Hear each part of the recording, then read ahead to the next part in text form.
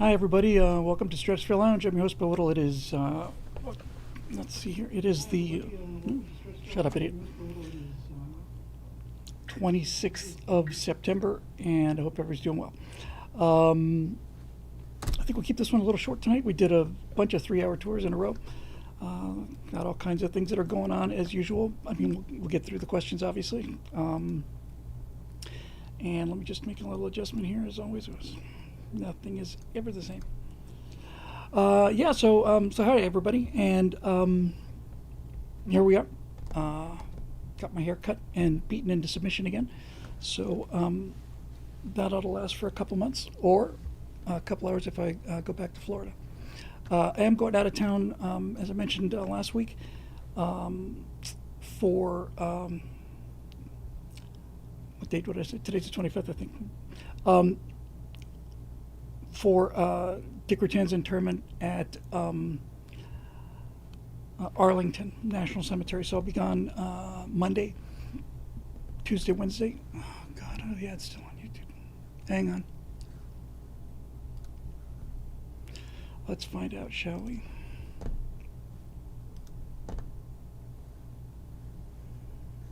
Hang on a sec.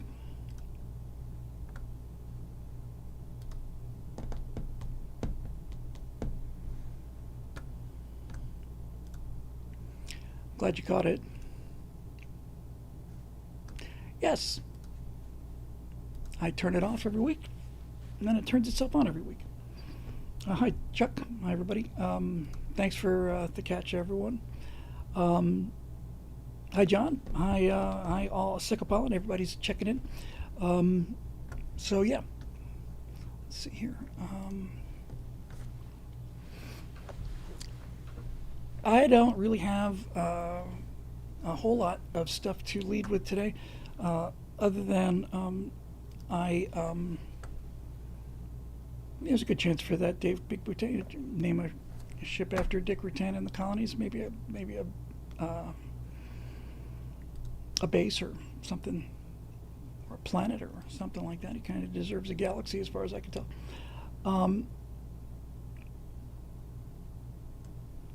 Real good idea, says Bill. I'm heading to Florida on Saturday. Do you know anything worthwhile to do in Daytona? Only thing I remember about Daytona was that it was decent surfing for Florida, body surfing. Nice beach on Daytona. I did not work on the Truth Bolts video. I have been working on everything else. I talked to a new developer today. This guy looks, I don't know if he's conservative or not. He's young. He's in Florida. He went to the, he didn't go to the same high school I did, but he was in the same district I did. I went to Coral Gables High School. He went to Killian. And so there you go. I don't think they'll give a supercarrier to a guy who's such an Air Force guy, Lawrence. I'd be surprised if he doesn't get a flyover at Arlington. Yeah, I've been real busy. I had to take Natasha back to the doctor. Her arm has been acting up. I didn't take her. We had to set that up yesterday. She went back today. So that's it's been a little tough.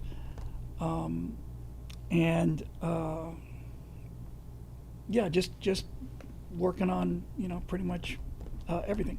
I have a good feeling about this developer, him being the first American guy I've handled. It costs about 10 times what the people overseas cost, but I'm just not going down that road again, ever. We might actually have some to get that thing done and break out some of these shows here. Asa Fendi says, James Comey has been indicted. Hooray. He will walk. A corrupt judge and jury in some corrupt district will let him off. He will claim vindication. However, I'm still glad we're fighting the good fight. Some of these charges, I understand, can be tried outside of Washington, because some of these things are international or something like that, out of state. And Marisha Dark says some pregnant women OD'd on Tylenol, woman, and is dying all because Orange Man bad. That's right. A number of women got on TikTok the second he and RFK Jr. said that Tylenol was bad for pregnant women, and they just started chugging the stuff, just handfuls of it. And one of them had liver failure and looks like she's going to die. So that ought to show the president. So I just, P7 2017 says Comey won't face consequences. I'm not entirely sure about that. He'd be an interesting test run. Yeah, there was just a bunch of them, just taking handfuls of it. And what's especially awful is that Tylenol itself said, "Don't take our product during pregnancy." They've been saying that forever. Just to, to show she's following the science.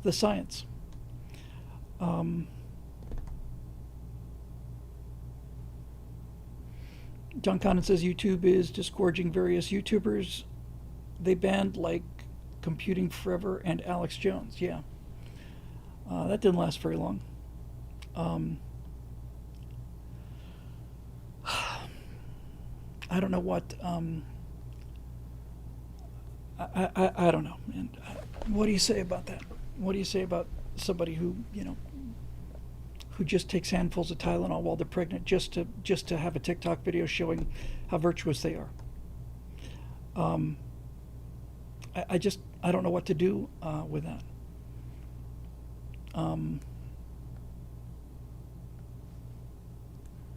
That's just really disease. Hey Clay, how are you? I got your email, Clay, and all the rest of our Gen Zers. I'm waiting to put up my my first letter to the Zoom crowd, the Zoomer crowd. I got a lot to do before I go, and it's just been crazy. Just really crazy. So, yeah, that's kind of where we are today. So why don't we jump into the questions here and at least get those done.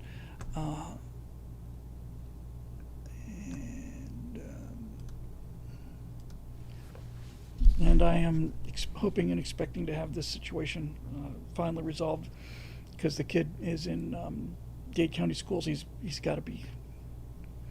He looks like he's about 25, maybe younger, but he wore a jacket and a tie, good enough for me, on his was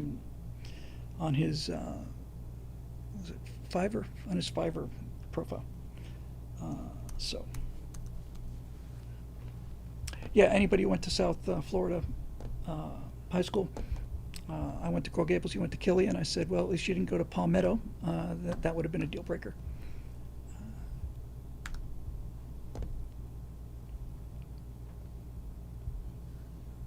Site's looking pretty fast.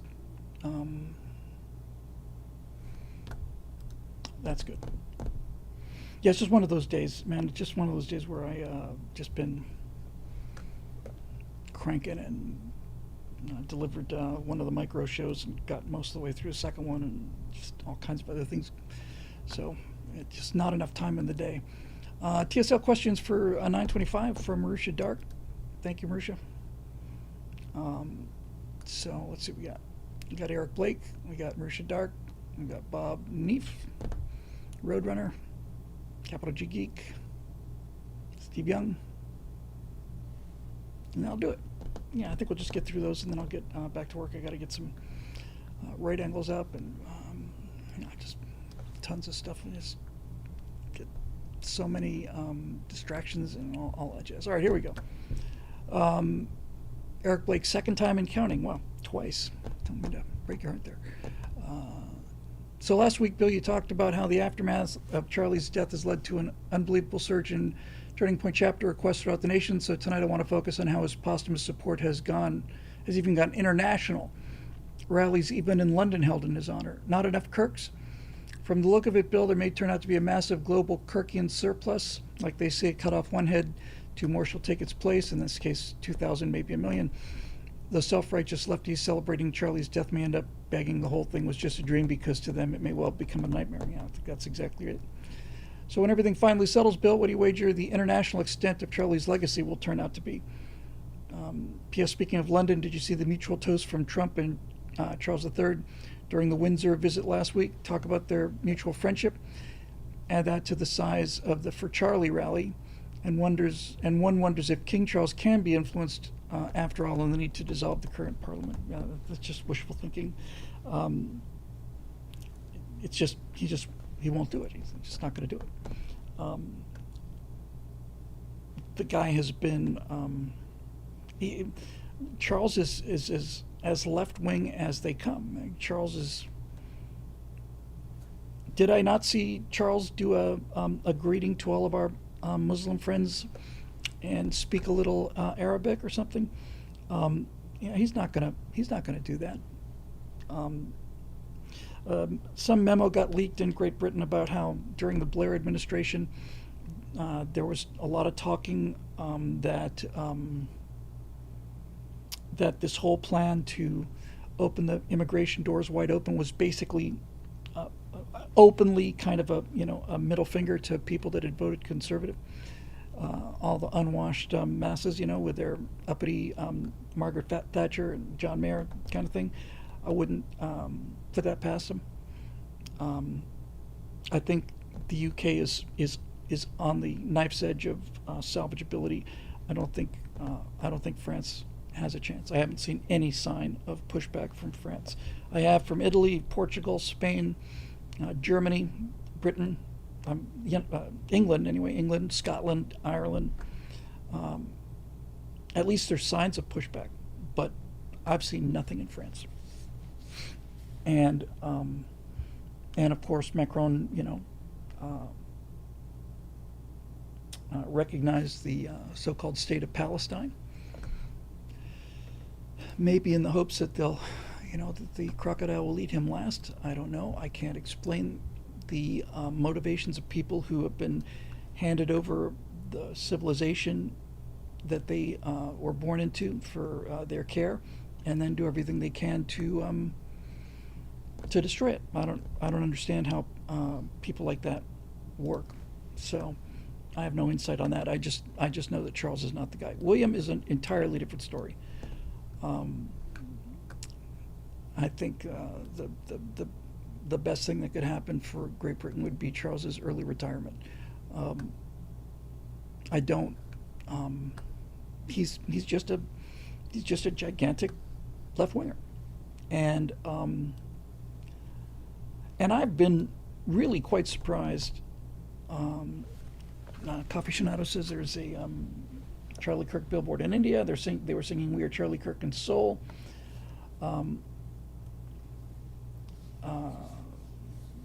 City named after Charlie Kirk in Netanya, Israel, so on and so on.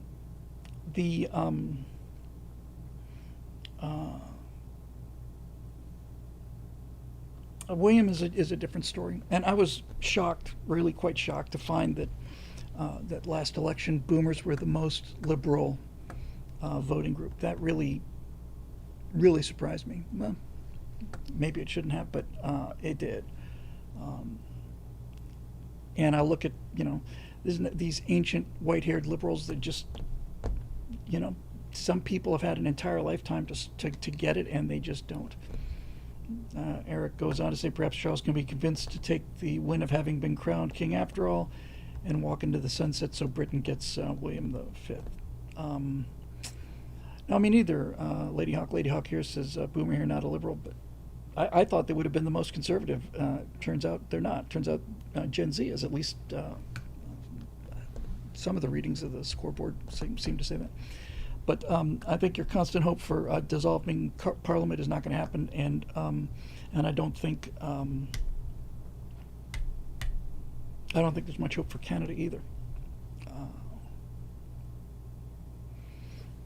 Where was it? Was it? I think it was the UK. Saw a headline a couple days ago with pictures where Muslim immigrants are eating the swans. They're killing the swans in lakes and ponds, and they're just picking them up and breaking their neck and throwing them over their shoulders and taking them home for dinner. So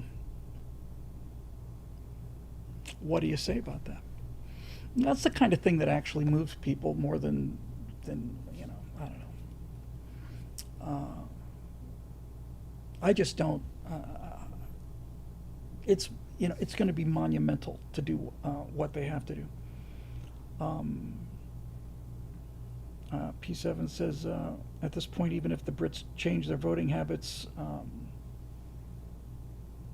was it faint home? Will it be enough? I don't think so. Um, I I don't know, man. Um, I really think a lot depends on. Well, I think that the entire history of the world is going to depend on what we do here in America. A lot's going to depend on the 2026 elections. If America can reverse the decline, and we certainly show signs of doing that on a daily basis, then then there's hope. But you know, Europe it just seems to be irretrievably lost. I think Charlie Kirk's most important legacy, if we end up pulling out of this dive, won't be the politics or the debate or anything. I think it'll be, and not even strictly, although they're certainly related, not even strictly speaking a faith revival. I think if Charlie's advice gets taken, the most important thing that can happen is that Zoomers have lots of kids. That would be that's the only thing that can undo this. I really just don't think there's any alternative to it. Um, we need to get to 4 kids per family. That was about the average for my generation, 4 or 5 kids per family. A generation above that, it was 7 or 8, and above that, it was 11. But we've got to we have to get the native birth rate up, and if Charlie's death can motivate people to go to church and have good men meet decent demure women and have big families, that's about the only thing that's going to save us. And if I was RFK, I'd really be looking at all of the things in our food and environment that are crashing the testosterone levels of the American population.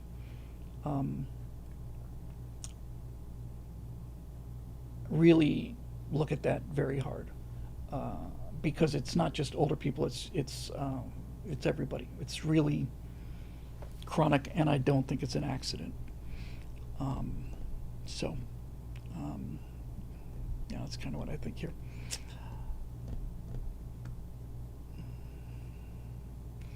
Okay, moving on. Marisha Dark, topic changed my mind. Bill, we don't have to get into it now, but I submit for your consideration this 5-minute clip about 9/11 showing the absurdity of the official narrative and this PDF talking about Building 7. Please take a look at them before doing your truth bomb rebuttal, and understand the purpose of truth bombs is less about reaching definite conclusions and more about showing people how to think and weigh evidence.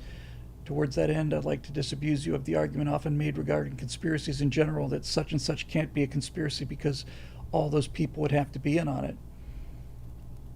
Would all those people have to be in on something perpetuating like January 6th with witch trials or COVID lockdowns or election rigging? Only those people have to be at the top. Those people are a cabal of left-wing elitists. In order for a missile to have hit the Pentagon, every single person driving on the freeway would have had to been on the conspiracy. All of the people at Arlington National Cemetery, not just the people that work there, the people that were there for funerals would have had to been in on it. Because if any one of them had a camera, any one of those thousands, hundreds of thousands of people, then that's it. It's not a question of whether or not the elites pull something off. I think they pulled off, I think they stole the 2020 election. I know what they did with COVID. It's not a question of 9/11, of having an elite group of people. The number of people needed to execute that or execute the moon landing hoax for that reason is astronomical. And the stakes are much higher than they were with January 6th or even any of that stuff.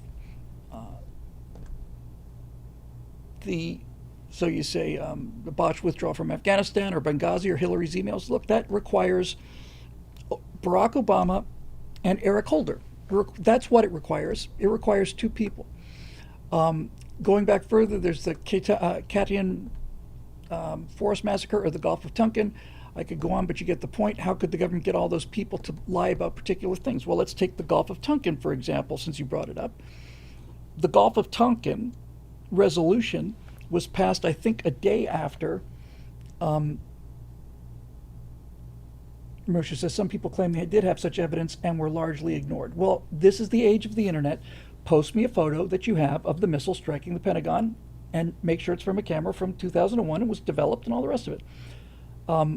I've got secret evidence, doesn't persuade me of anything, and neither do personal anecdotes. I was listening to a guy yesterday who was talking about UFOs. It wasn't Bob Lazar, but he was saying that they had a large UFO that was underwater, and they were chasing it down. And the guy said, "How are they chasing it down?" I'm not making this up. And the guy was not being funny. He was dead serious. He said, "Well, I was on the ship." I said, "How did they chase it down?" "Well, we chased it down with American submarines." "And you were going to try and catch it?" "Yeah, we wanted to capture it." "How were you going to capture it?" He said, "We had nets. We had nets strung between the submarines." Well, turns out the guy was in the Navy, and he swears it was there, so I guess it's got to be true, right? Got to be true. Got to be a bunch of nuclear attack submarines that were attaching cables to each other with giant nets so that they could snag this underwater UFO, but it dove too deep for them. See, so that's why they don't have the evidence.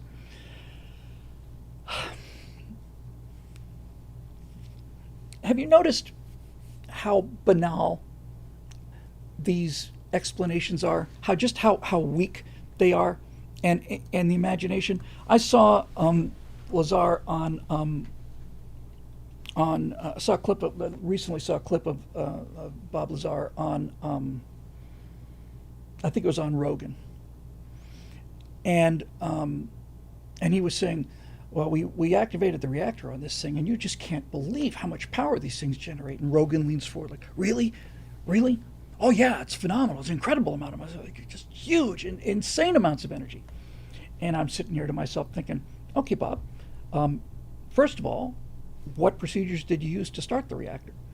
Secondly, describe the instrumentation that allowed you to know how much energy this thing was generating.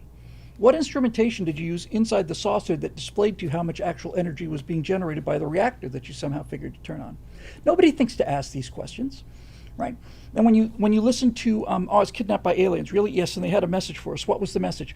Well, there are 12,000 species, intelligent species in this galaxy, and Earthlings are the only ones who ever committed violence against themselves. That's why we consider you a danger, and that's why we don't visit you. So, humans are the only species in the galaxies that doesn't have intraspecies conflict.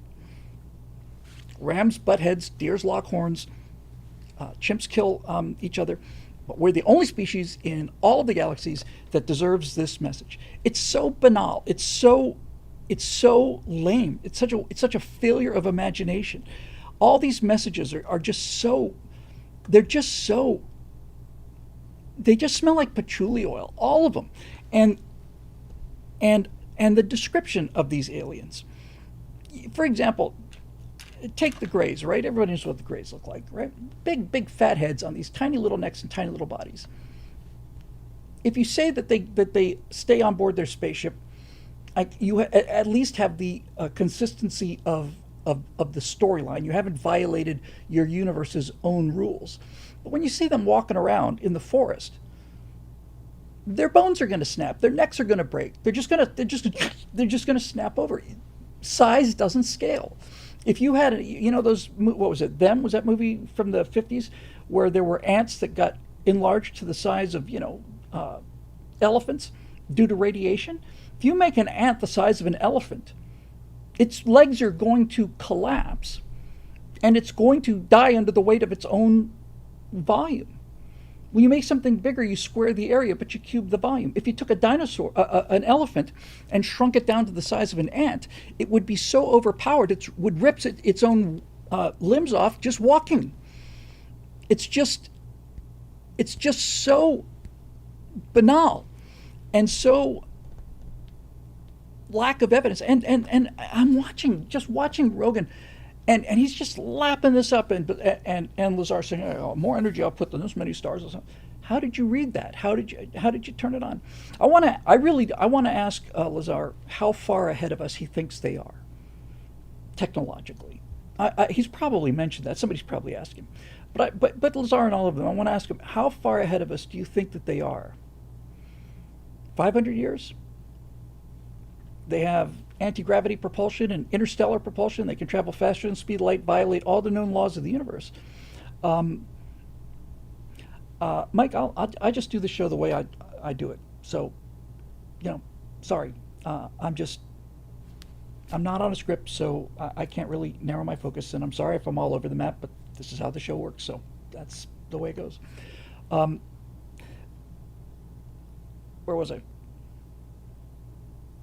They just accept it. Nobody asks any fundamental critical questions about this. Nobody ever asks the simple follow-up questions. Anyway, I remember. Do you think they're 500 years ahead of us? Let's say they're 300 years ahead of us. Okay, let's say they're 300 years ahead of us. Here's nice and easy. Let's say they're 250 years ahead of us. Okay, and we've got one of their vehicles, right? Yep. And they're not coming to take it back or destroy it. Nope, we have a deal with the aliens or whatever. And we are reverse engineering it. And I go, okay, here you go, Ben Franklin. Reverse engineer this, Ben. What do you think? What do you think Ben Franklin would do with this? And if Ben Franklin were to call together the greatest scientists of the age, and we're told to reverse engineer this, make a copy of this, how far do you think he'd get? And there's Lazar talking about, well, this is the anti-gravity drive unit, and we know this and this, and the panels, they're flush and all. Okay. And we turned on the reactor. Really? Did you? Did you? Okay. What would Ben Franklin do with an iPhone? What would Thomas Edison do with an iPhone? That's only 100 years ago, a little more. You could take this thing back to, I'm trying to think about how far back you would have to go before the scientists at least understood what it was. I would say no earlier than 1940, because that was the first television image ever. Not probably in the 30s or something, but by the 1940s and certainly into the 50s, the idea that an electronic picture could appear would be the first time that anybody would even have anything to reference it to. If you took this thing and managed to get it open without breaking it, what would you find in there? You'd find slabs of something that look like what? The circuits are microscopic. Murray says he could do some things, but it required principles that haven't been discovered yet to make it functional. Alien tech would likely require things that we aren't even aware of yet and would thus appear magical to us. What would Ben Franklin do? What could he do? If I gave him an iPhone, what could he do? Even if I gave him a charger, he couldn't charge it. He wouldn't know what voltage. There was no electricity. Maxwell hadn't been born yet. What would he do with it? He would be amazed by it. He might be able to figure out the swipe thing and maybe get an internal app to come up. But if you told him to build one of these, reverse engineer it, he wouldn't even know. He wouldn't understand the concept. Does the phone have battery power and a connection? Yes, if I gave you the phone charge and I gave you a typical iPhone charger, what do you think you would do with it? There was no electrical current. Forget about the right voltage and the right amperage. There was no electrical current. Electricity did not flow down lines. He couldn't do anything with it.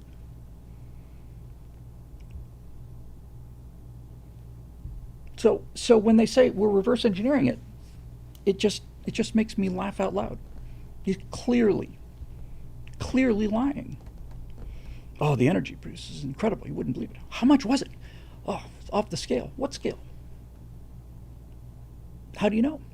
How do you know it was off the scale? At least with Forbidden Planet, which is a much more intelligent script than anything I've heard come out of Bob Lazar.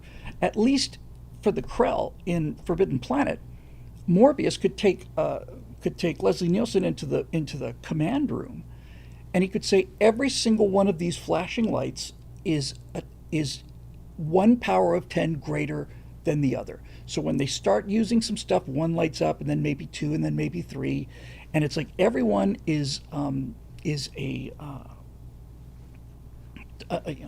10 to the 10th to the 10th to the 10th to the 10th, and by the time the creature's trying to melt the indestructible Krell steel, the whole thing is lit up. That made sense. Marisha says, so by that logic, UFOs could do alien things that violate our known laws of physics. Well, as much as I love the idea of interstellar travel, it appears that it's not a question of an engineering trick.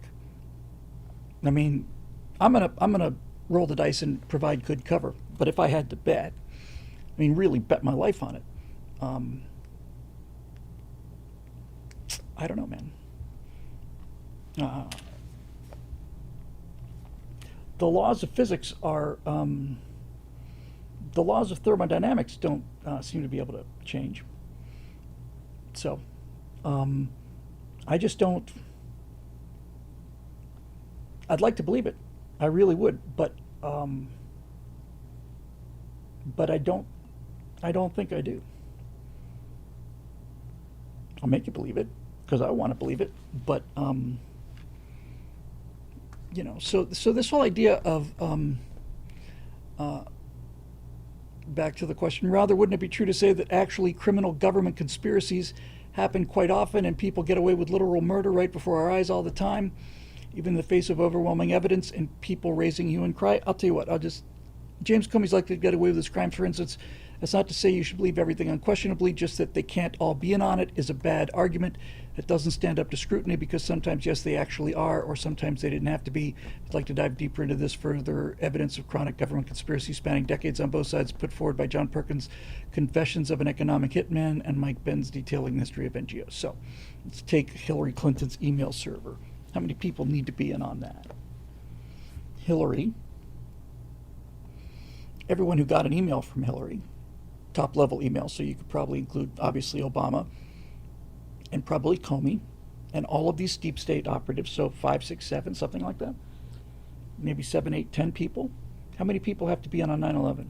I know how many people have to be on the moon landing being conspiracy, because there's 350,000 people that work for NASA and millions of people who watched the Saturn V lift off from the pad, including me.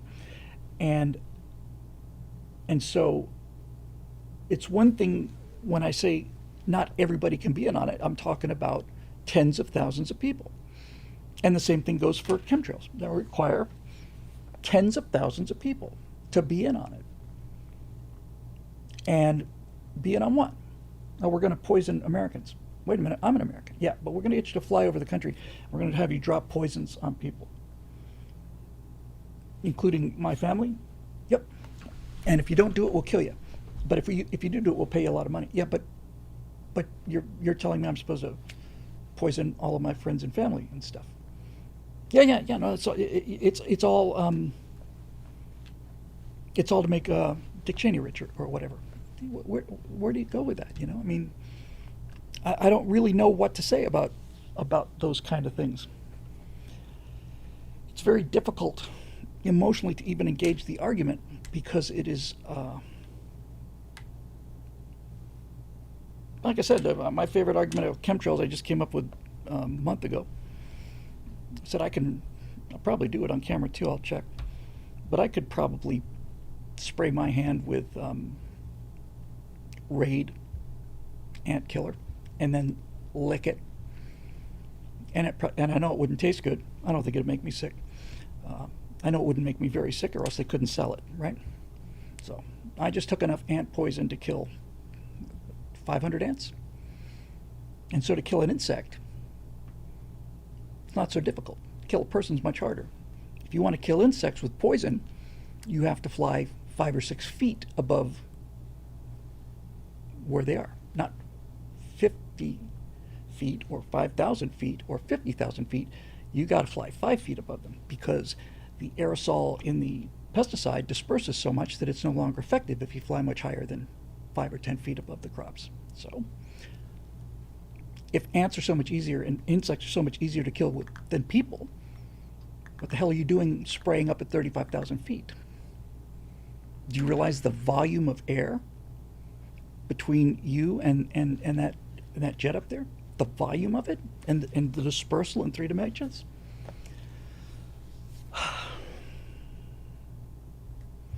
UK government openly admitted they're putting toxic substances in the air to make clouds because of climate change. They're not even hiding it, they're bragging about it. Toxic substances, eh? Okay, well, you know, every single building here in Los Angeles has a sign that says this building has been shown to cause cancer in laboratory rats and so on. If it turns out if you give 70 gallons of pesticide to a rat, 50% of them will get sick after 3 years.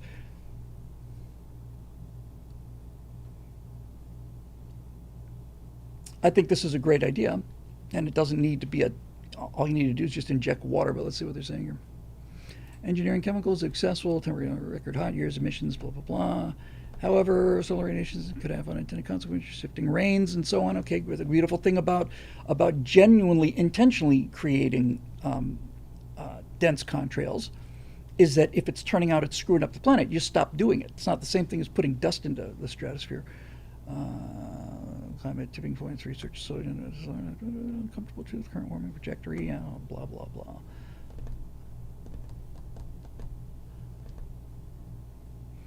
He said no toxic substances would be released, an environmental impact assessment would be published for outdoor experiments, and that local communities would be consulted, details of the project, fundamental, blah.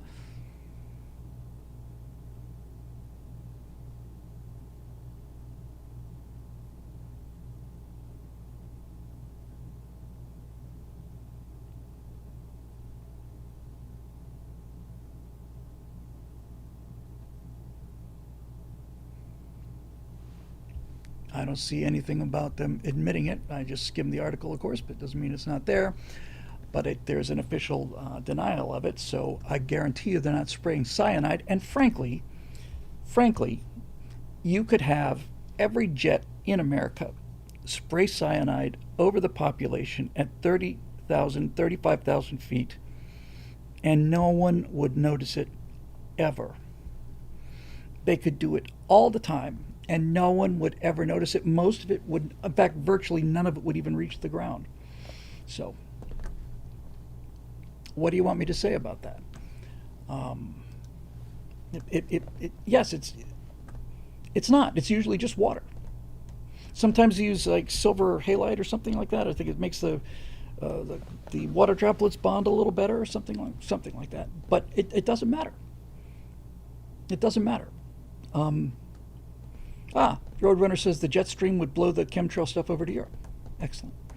But honestly, you could just pump out sheer volumes of cyanide at 35,000 feet, and there'd be no way to know. No question you could detect it, but because you can detect Voyager 2. But detecting something is not the same thing as it having an effect on you. I want you to say, how would they get all those people in on it, Bill? What people in on what? How would they get what people in on what? This is what's so ridiculous about these things.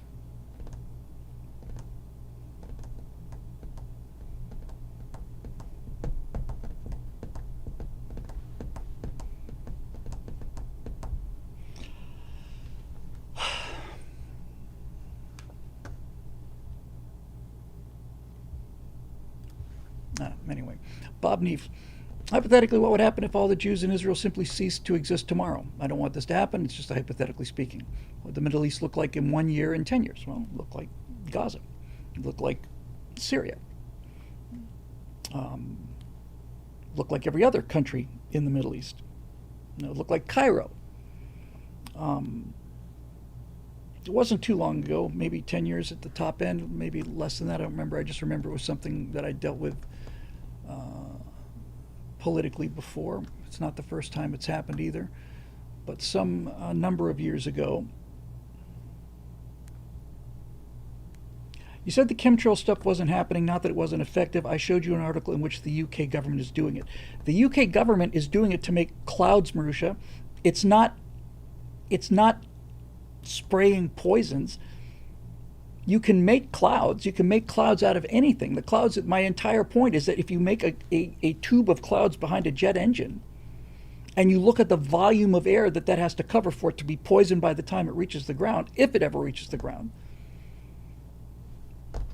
that doesn't prove anything. Yes, you can make, yes, you can absolutely have pure cyanide contrails if you so inclined to do it. I don't think it would make the slightest difference by the time it got to the ground. In fact, I'm pretty sure of it. There are so many air molecules that you right now are breathing the last breath of William Shakespeare, and atoms of oxygen that were the last breath of Julius Caesar, and all the other unknown people.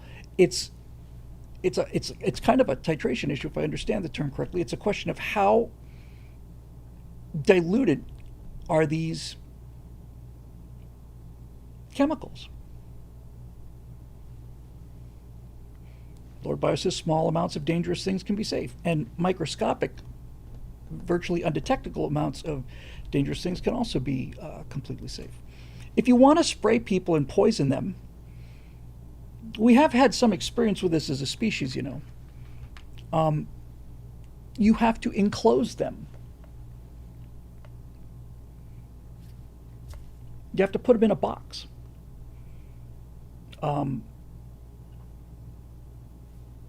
It's funny. I wonder how many of the people who genuinely believe that poison is being sprayed over us in order to kill us from 35,000 feet don't believe that there was a time when 12 million people were put in a box and had, was it Cyclone B? I forget the name of the, I guess it was a pesticide.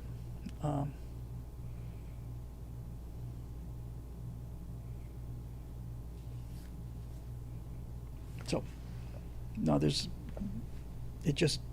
argument just falls apart on its face.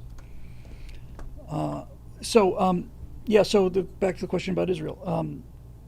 10 years ago or whatever it was, the Jews had built a settlement in disputed lands, and the Israeli government decided to return the lands to the so-called Palestinians. Cyclone. They decided to return the land to the Palestinians. And what the Israelis had done with it was they had built greenhouses there, and they were growing oranges. They dug a series of deep wells that was enough water for the orange trees inside the greenhouse, and they also had drip irrigation for a large agricultural area. That was the settlement that the Israelis built. So they turned it over to the Palestinians, and the moment the Palestinians took control of it, the first thing they did was smash all the glass in the greenhouse, and the second thing they did was they filled in the wells that the Israelis had dug with dirt. In fact, that actually occurs in the Bible, if I understand correctly. So, you tell me what that is. I know the answer to what it is.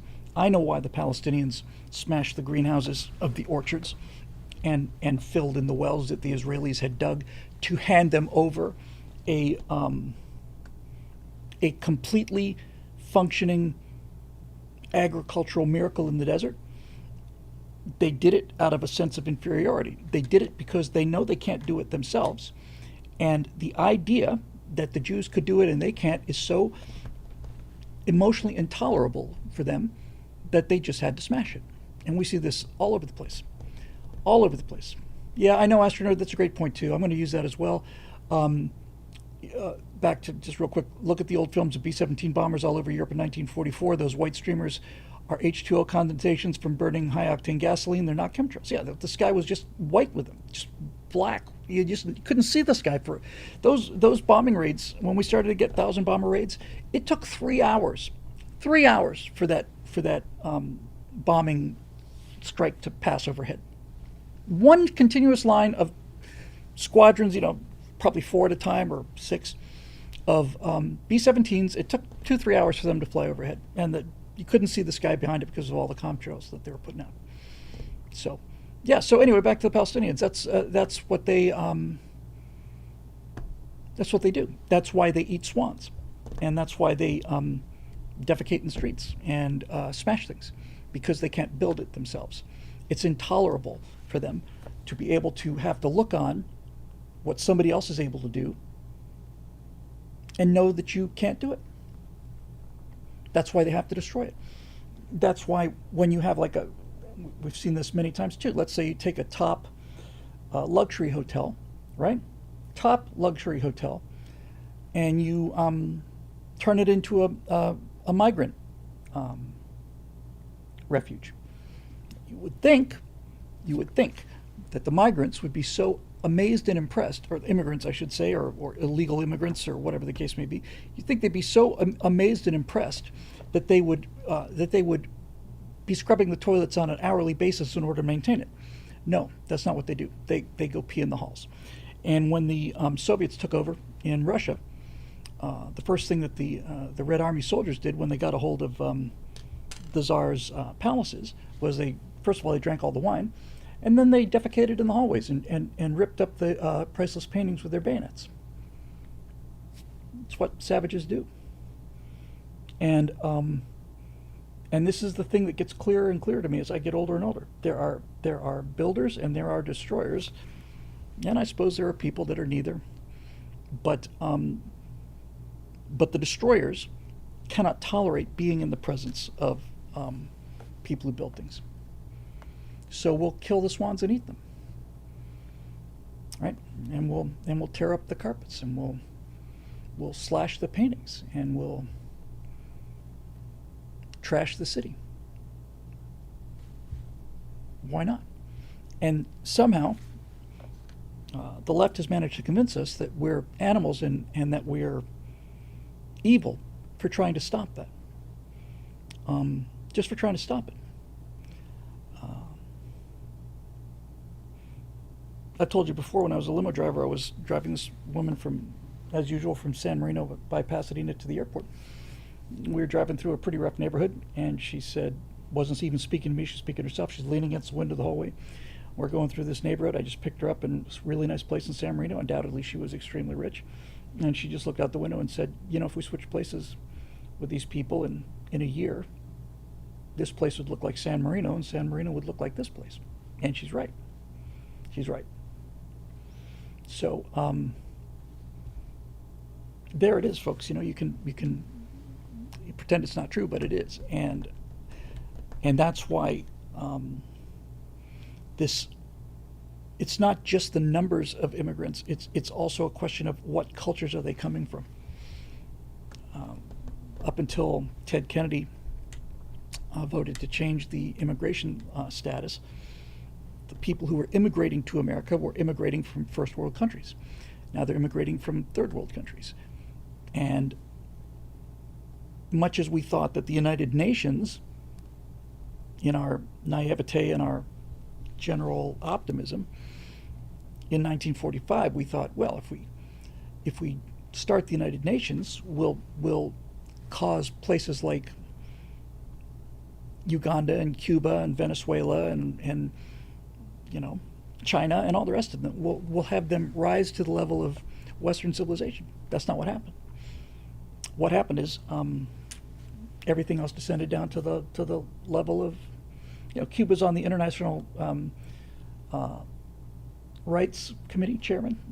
Iran is chairing the International Council on Women's Rights. What do you do with that?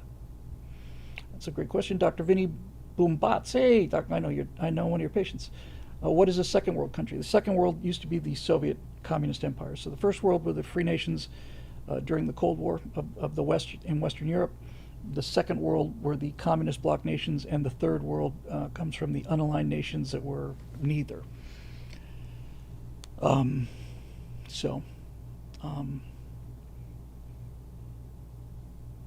Yeah, I mean, there it is. You just have to see it, and And Islam, I saw one of these American imams saying, America's going to become Islamic. It's either going to happen through the ballot or the bullet, one of those two ways. And I thought, dude, you might have a fairly big surprise waiting for you. Um, the Muslims in London are praying in the streets, blocking traffic, and they are praying on the grounds of of Westminster Cathedral, and they're praying on the grounds of cathedrals. That's a dog pissing on a fire hydrant to mark its territory. And I don't know if Europe is ever going to wake up.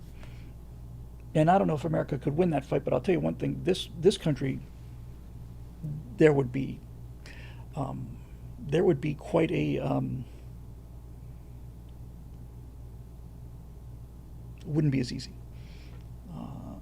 James Baranowski says, I killed my great uncle, took 4 years in a vet hospital before his lungs quit. I think we're talking about something I missed.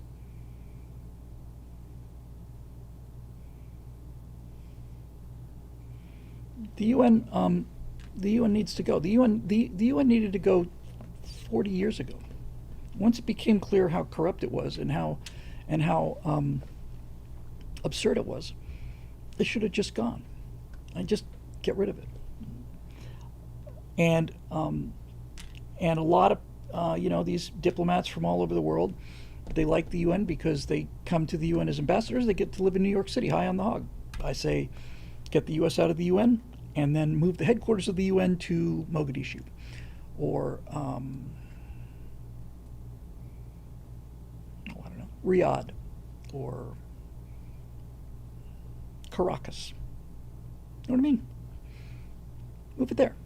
You can have your UN, and we're done with it. We're done paying for it, and we're done funding our own opposition.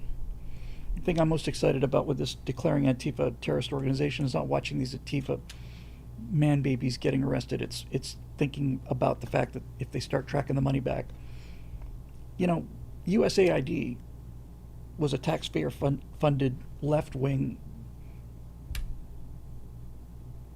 culture modifier. We paid for it for decades, and that's going to be a little tougher for them without that money. Thank you, Lapco92, with a $1.23 super chat. Remember? Yeah, feeling nostalgic, absolutely. So, there you go.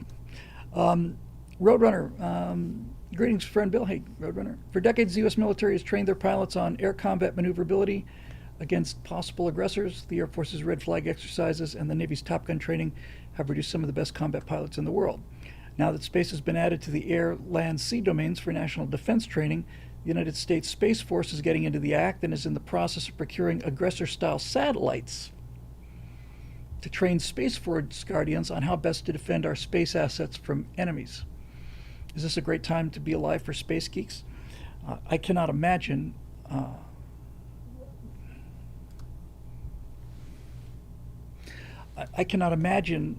how you would use a training satellite. I really just can't imagine that. That is a domain that takes place on a computer screen. The last thing you want to do is intercept a satellite that's in Earth orbit, or especially or low Earth orbit. It starts the cascade and then everything's gone. That is something to be worried about. Thank you again, Epic Guest, for another super chat over there. Appreciate it. Unlimited Hornet Work says dogfighting with satellites. Yeah, we all know I love the Hornet very much, but it was an F-15 Eagle that shot down a satellite. It intentionally shot down a satellite in real life. Took a big ass missile under the wing and went just straight up. I play DCS. I haven't done it in a long time. Just been so wrecked, but sometimes on weekends I'm on the same server with a guy named Lion, and we're always vying for first place at the top of the kill board of everybody playing. There's probably 15, 20 people, 30 people playing sometimes, and it's either him or me. And and I've got a Hornet with the long range AGM 174s. That's the essentially the standard missile hung underneath the wing. And he's using AMRAAMs. He's got a lot of them, but I watch him up there in the Eagle, and I'm cranking along at 32,000 feet on cruise, just below afterburner, to get back to the base with enough fuel, and I'm doing 350 knots, and I'll look at the map, and I'll see the vector on this guy, and he's at 55,000 feet, and he's doing Mach 2. He's doing 1,400 knots or something insane like that. I was like, that's kind of nice, man.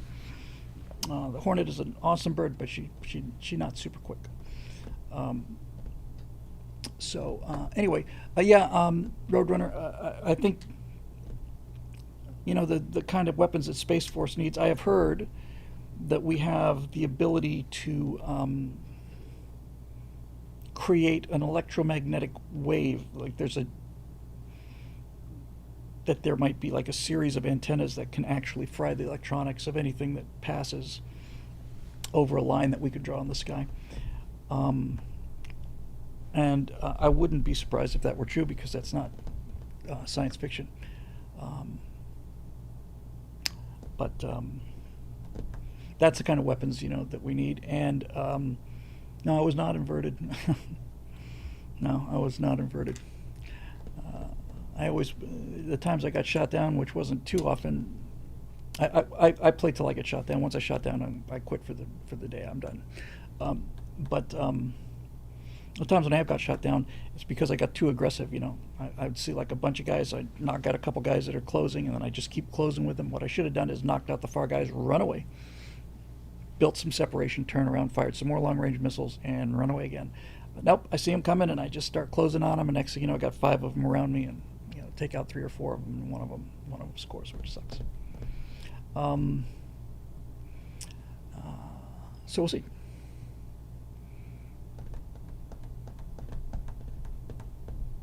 Mersha adds to that, Jocko Willink is also on record as saying we should also create a cyber force, which Bill touched on in his Human Landscape Firewall. Yeah. Problem is, if you have too many of these agencies and distinct branches of the service,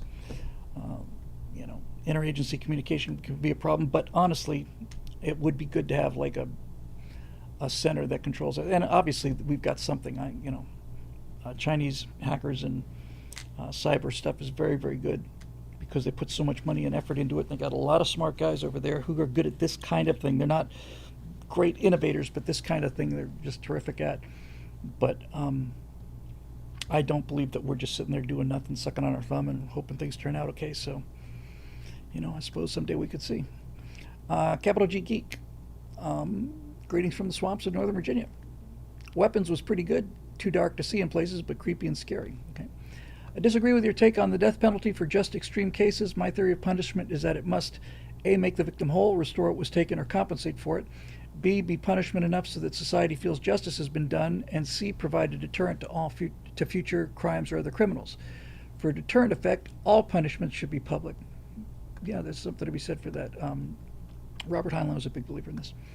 I've directly seen the damage that various forms of child abuse have done, and the effects can be severe and permanent. I'm in favor of regular death penalty for murderers, like hanging or firing squad. People that hurt kids should be given medieval treatment like St. Catherine's wheel. Being broken on the wheel, it's not much fun. You mentioned the Navy's need. Okay, I think that's the end of that topic. That's a fine line to walk. I agree that punishment that is hidden that performs no societal value, but I also deeply concerned about becoming brutal and susceptible to the way that power can make people go overboard. For the record, I am 100% in favor of deporting all these illegal criminals, especially, and so on. But when some woman says, "Hey, there's a bunch of illegals in this building," and ICE goes and raids it, and they lock these guys up for 2 days, and it turns out they're Korean engineers building a Kia plant or a Hyundai plant or whatever it was. That's just that's not. I voted for the deportations, and I'm an enthusiastic supporter of those, but I'm already seeing cases of excess, and the problem with cases of excess is they all lead to shutting it down. They give ammunition to the other side, and they make people like me begin to wonder whether or not this is worth the price. So I think I don't think I've never thought that if you sneak into the country illegally, somehow you are granted the rights of a U.S. citizen. So when they talk about due process and all these other things, these are civil rights that Americans have. They don't apply to other people. If you want those kind of civil rights, like the Fifth Amendment or the Fourth Amendment or the First or the Second, go set them up in your country. You don't get them. You don't get to sneak in here and suddenly have a magic wand of rights granted to you that were paid for by other people in blood, treasure, and behavior, right? I mean, we law-abiding people earned these rights that were given by God, and so I guess they didn't earn them, come to think of it, but they didn't abuse them, is a better way to put it. And if you want those kind of rights, you need to go and build a country that's got those. So with that said, this business of just, somebody said something and we're just going to go in there and haul away all these foreign engineers or students that are here on legitimate student visas. They're not, they're not agitating. They're not doing anything. You can't just shotgun this thing. And I've seen a couple cases where it looked to me like it was getting out of hand, getting, a little bit abusive. So you have to be careful. So, there you go. Let's see.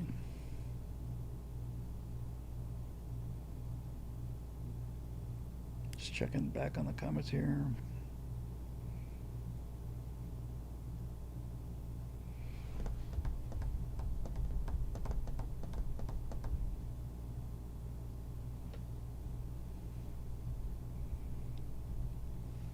Yeah, I'm just trying to catch up here. Yeah, Jasmine Crockett, just because somebody broke the law doesn't make him a criminal.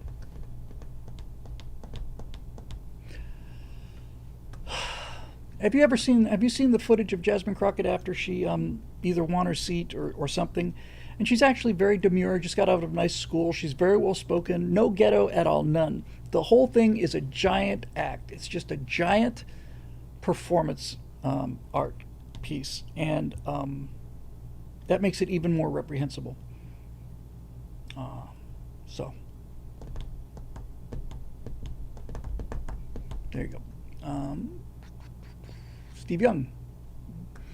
Evening, Bill. Should Congress reinstitute the FCC fairness doctrine that was abolished under the Reagan administration? I don't like the government doctrining anything, to be honest with you. Anytime I hear something like fairness doctrine, you're left with who's going to decide what's fair, and that means the government, and those are the worst people that I can think of to monitor what's fair. And if there's one thing we found from COVID and Hillary's emails and all the rest of it, is that these people have no morals, they have no humanity. I would say, I didn't believe this at first, but I do now. I think if you look at the number of accidental deaths associated with Hillary Clinton and Bill Clinton, I think the chance that they had nothing to do with it is statistically zero.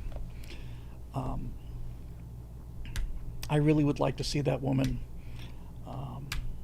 go to jail for soliciting murder. I just want to see her go to jail. To have her say, what was the last thing she said a couple days ago? That Trump and the MAGA movement and this Charlie Kirk thing is a danger to our democracy. We don't live in a democracy, we live in a republic. Every time that statement is made, every Republican in the House and Senate should just join in together and say, Republic. But she said, yeah, it's returning to the dangerous idea that a certain group, let's just go ahead and say it, white men built everything. And didn't build everything, we just built most everything.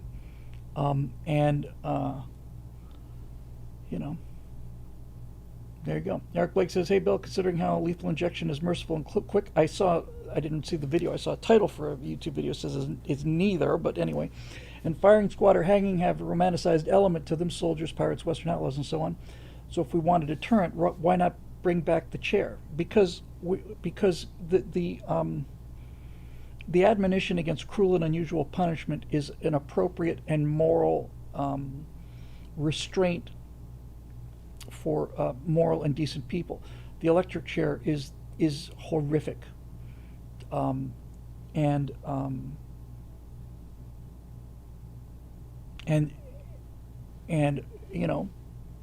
I mean, if your point is it should be horrific, then yeah, why not bring back break them on the wheel? If you don't know what breaking somebody on the wheel is, you would take a wagon wheel and you would smash their bones, you smash their femurs and their what is that, upper arm bone? Anyway, they smash all their bones, and then you could thread them into a wagon wheel, and they would just hang you there. I know the name of that one. It's just flown out of my head. Cat o' nine tails. Yeah. Well,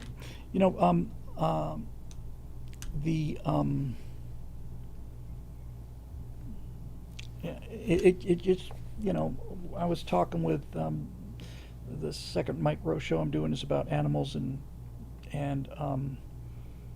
he says he knows somebody who works on a farm, and her dad was a farmer, and animals there, and he said there's no excuse for an animal to suffer on a farm. You're killing these animals on a daily basis. There's no excuse for them to suffer. I don't want to get to the point where I enjoy the death penalty. I think it's horrific and necessary, but I don't want to get to the point where it's like cheering for it. And I certainly don't agree with this idea that that they don't deserve it. I'll tell you something. I really Roadrunner in the comment section said allow the victim's family to determine the method of execution. I actually think that the families of the victims' wishes would be much more heavily weighted than it is now, because they're the injured party, the surviving injured party. I think if a victim's family basically said, hey, we've forgiven the guy, we don't want the death penalty for him, we want him locked up in prison for life, I think that, no, I don't know if that actually follows, come to think of it. I know that if you don't enforce the law, then the law gets mocked. It's better to have no law than to have a law that's not enforced. And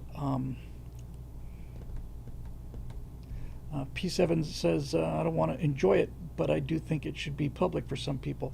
Yeah, I think it should be public for a lot of people. I really like the fact that this country protects children. Before the internet, when somebody got shot on TV, if they got shot on TV, they went, and fell down. Hang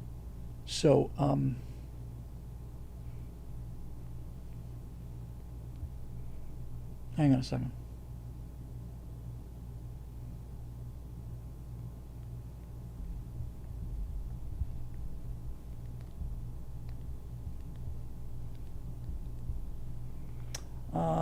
Deep with a super chat. Thanks, saying, "Hey Bill, turning 40 tomorrow. You helped me to refine my conservatism in my mid-20s. I'd love to talk to you sometime and talk about history and such, but I don't have social media. Have fun." Thank you very much for the super chat. Thank you for the kind words, and happy birthday.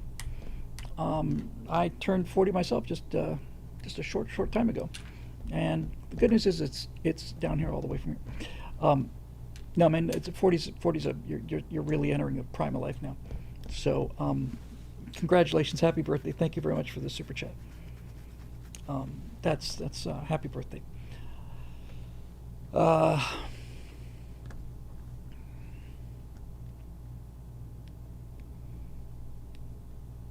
Yeah, a little commentary skirmish going on here, which is interesting.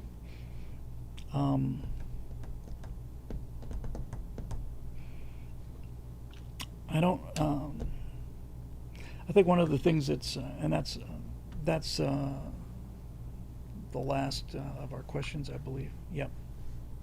I think the discussion in the comments. I'm not going to repeat it or relive it just between two people, but commentary about the conflict between Israel and Palestine, and I think there are situations where peaceful coexistence just doesn't seem to work, and it always seems to be one side. That coexist bumper sticker. The rest of the letters aren't the problem. It's the big C that's the problem. They're the problem everywhere, everywhere. So.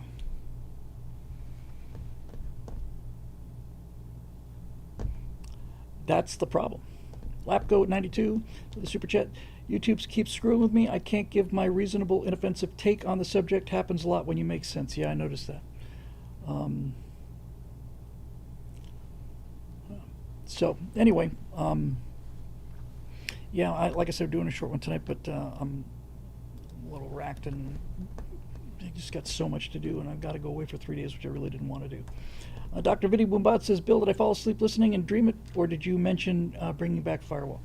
Yes, I did mention it, and I was hoping to get it recorded before I go. I don't know if that's going to happen now. I'm going to try. But it will definitely happen when I get back. Again, everything is on hold for this frickin' website, but I've got an American on Eastern time working on the problem. I've got a video conference tomorrow morning, and everything actually seems to be pretty simple. So the website is working fine without that plugin that was trying to talk to Recurly. And all we have to, and we've got the separate bank accounts set up at Stripe. All we have to do is hook these two things up, and there we go. So there's a lot of stuff that's been in a holding pattern forever because of this microburst that's been sitting over the field for 4 months now, 5 or something like that.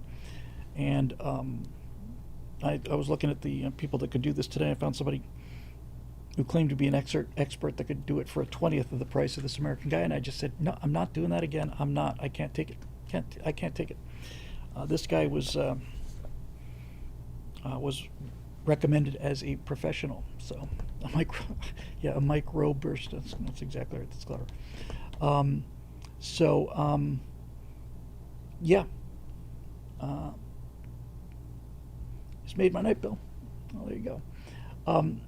Yeah, I'm doing that to hold on to and hopefully bring. It's going to take a while to bring back the members and bring back the firewall, and then I really want to go and raise some outside money to go grab Gen Z. Just go grab them. They're sitting there on the ground, and they're wandering around looking where to go, and I don't like some of the people that are vending out there. So it's tough. It's tough to be. It's tough to be strong and decent. That's really what it comes down to. How do you deal with violent animals, human biped animals? How do you deal with them without becoming them? That's the great challenge. We we have done it before, and I'm sure we can do it again. Hang on a second.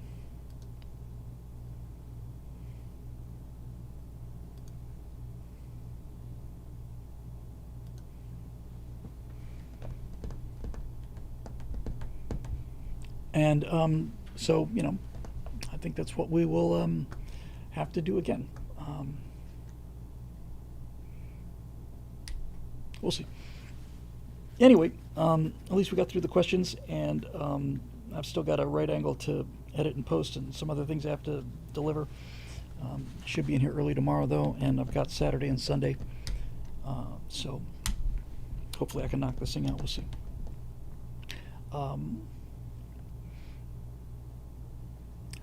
Yeah, Lapco92 says you keep yourself morally centered. Our side can do that.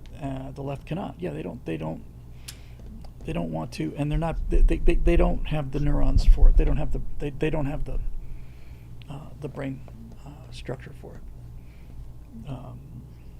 This firewall is going to be about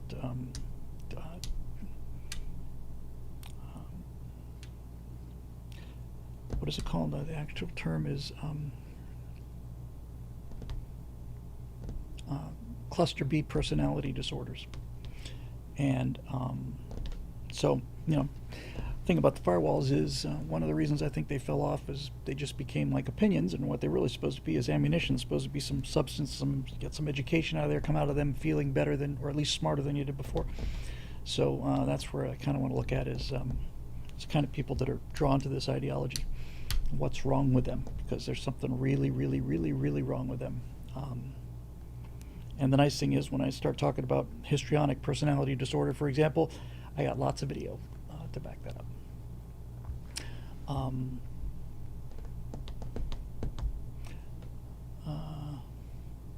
Thank you, Marcia. Wish Rutan's family well for us at the memorial. I will do that. And I get a chance to visit my dad, who I haven't been able to visit since he was interred there in 2002.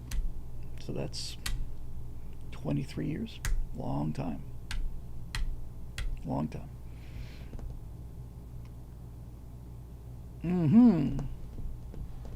Deep is uttering some fighting words there. P-47 is better than the P-51, and so is the Corsair.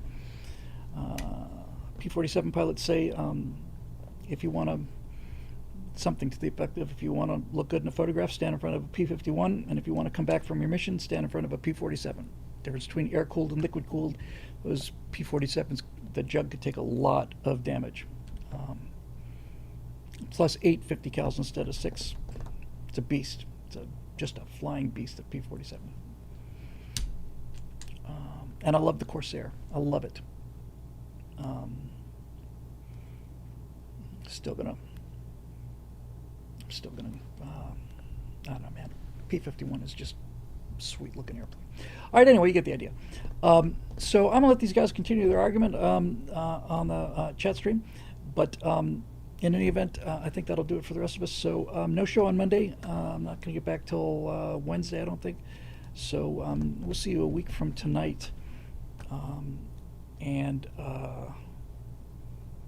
Yeah, I think that'll do it. So take care, everybody. Thanks for all the support and everything. This show is made possible by the members at BillWhittle.com, who keep the lights on and keep everything going for us, and to whom we are, always very, very grateful. So until then, we will see you guys a little bit later. I don't know if I think I deleted my Stratosphere Studio lounge screen. So here, have a look at the Stratosphere Studio.